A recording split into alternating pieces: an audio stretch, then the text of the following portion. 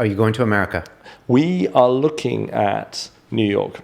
Okay. Yeah, we've been looking at New York for a while. I did a trip to New York.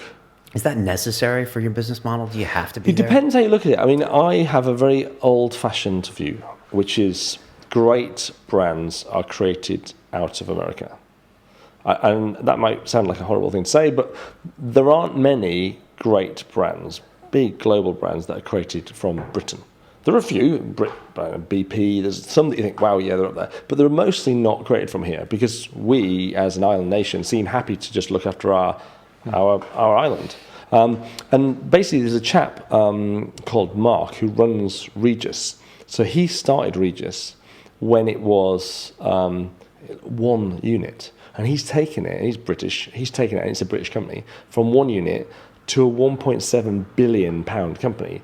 Again, I bet there's hardly any people in Britain that can say they've done that. It's an amazing thing to have done. So he sat with us and said, this should be 1,000 sites.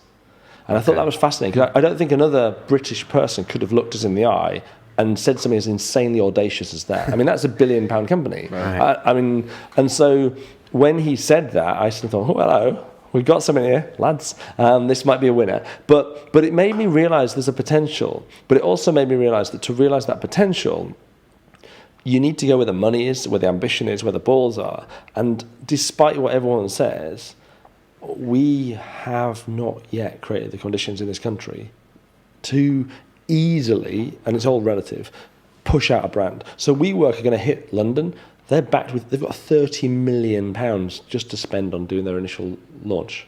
30 million. None of the competitors in this country have got anything like that sort of money. Not even close to that sort of money.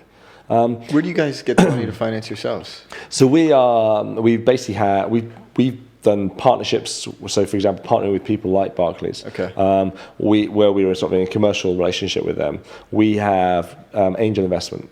And we are looking, like you, at fundraising. And it is one of those things, I think, finding partners who get how quick you have to move is less likely to happen in Britain than it will happen in the US. And so I think if you're trying to scale a business like this, I mean, Starbucks is about 10 times bigger than Costa. It's not like a little bit bigger. It's miles bigger. McDonald's. Yeah, Americans are used to scaling. They have a huge population. Absolutely. So I think the countries have been all about scaling, moving completely west, and And so I think the only way for us to create a massive global brand, if that's what we want to do, and we'd love to do that, would be to go to America, because the people who are there can help us do it.